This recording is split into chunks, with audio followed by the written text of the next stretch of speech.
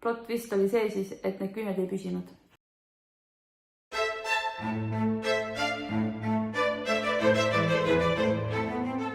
Tere tulemast YouTube'i kanalile, mina olen Kristel ja mina olen siis olnud küünetehnika aastast 2004 ja täna ma siis teen ühe sellise video, mis on ammu olnud mul tegelikult juba salvestatud.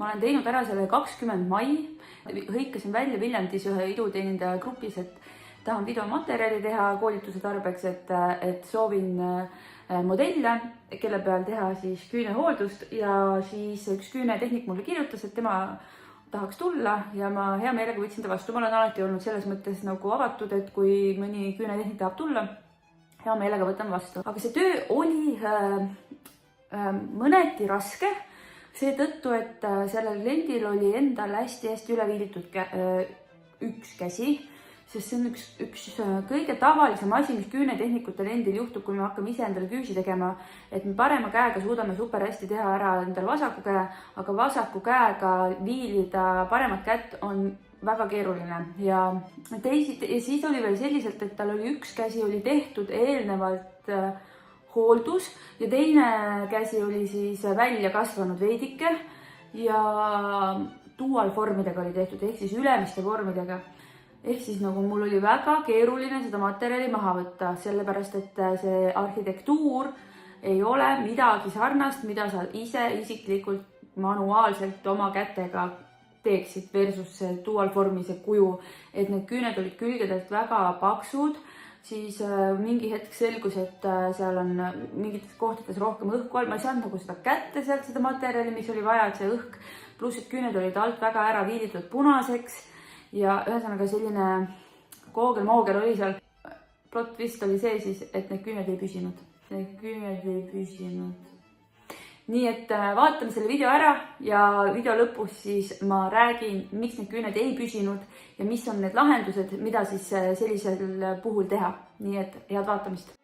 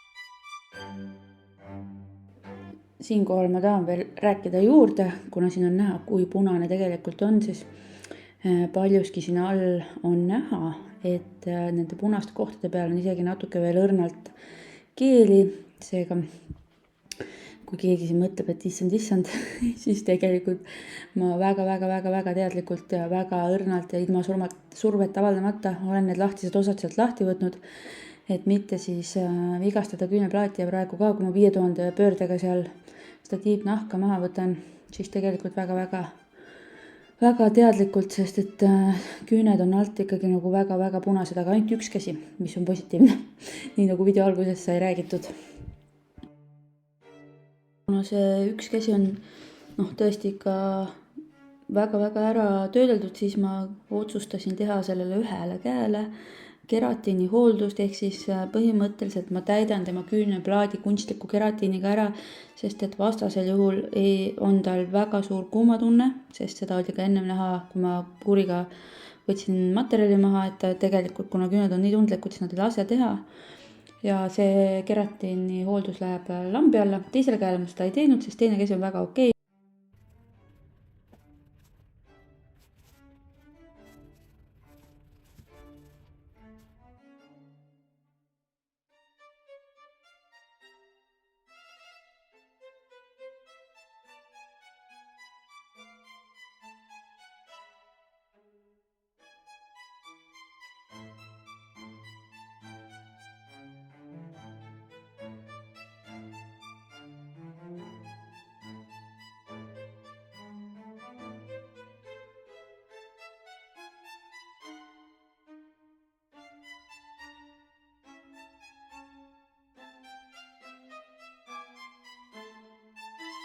Kas nad jäävad natuke pikemad või?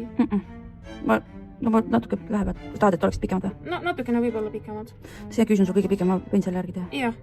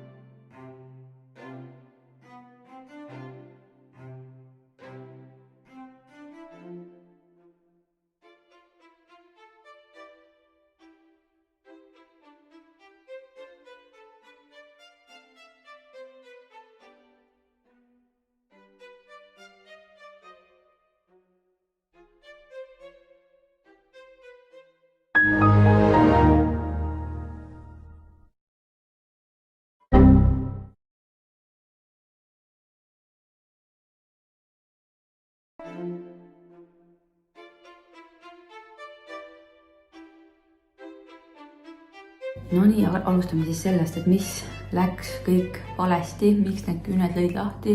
Number 1 alustame siis sellest, kui sa oled alustav küünetehnik ja kui sa võtad omale uusi kliente vastu, siis on reegel number 1, kirjutamata reegel on see, et alati tuleb kommunikeerida kliendile, et vaatame, kuidas läheb, anna mulle tagasisidet, paari nädala jooksul asju võib juhtuda, et alati uue kliendiga, kes tuleb teise küünetehniku juurest, siis asju võib juhtuda.